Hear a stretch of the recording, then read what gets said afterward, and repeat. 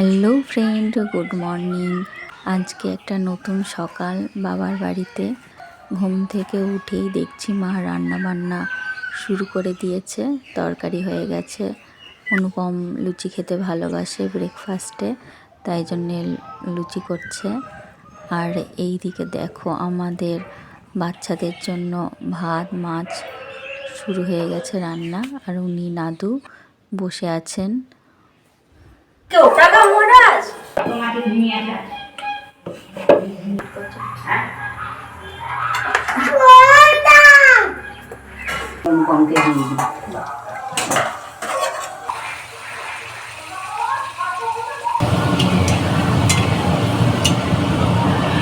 লুচিগুলো খুব সুন্দর ফুলে উঠেছে।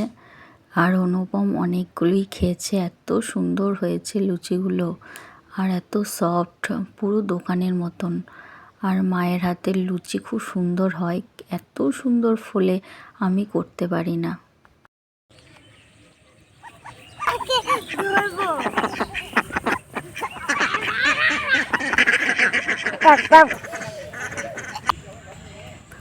ব্রেকফাস্ট করেই পিতা পুত্র চলে এসেছে পুকুর বন বাদার জমি এসব দেখতে। আর প্রকৃতির কোলে মহারাজ যেতে খুব ভালোবাসে। ও খুব খেলাধুলা করতে ভালোবাসে। বাচ্চারাই দেখবে প্রকৃতির সঙ্গে মিশে যায়।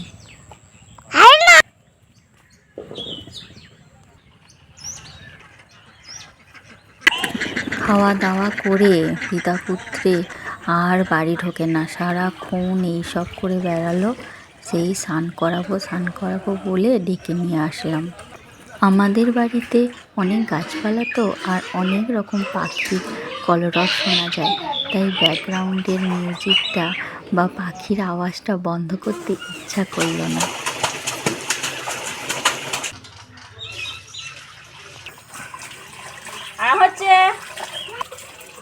মহারাজ মামার বাড়ি এসে অনেকবার উঠোন পায়, তাই ছোটাছুটিও করে।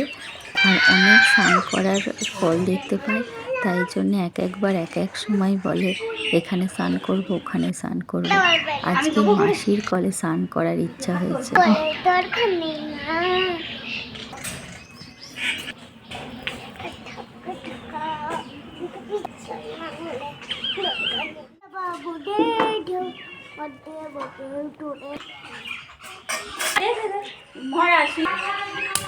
বাট করে না মা।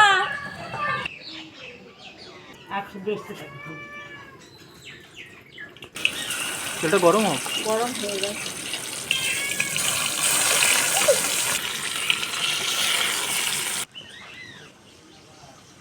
বলে ভুলে গেলাম যে তোর পায়েটা তুই তো চটি করতে পারিস।